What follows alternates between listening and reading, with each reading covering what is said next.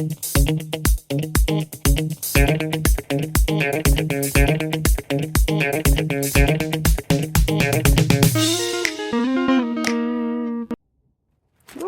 hi.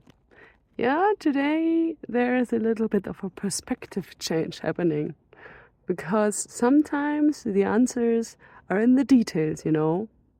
Will it be the case for the next question? Let's see.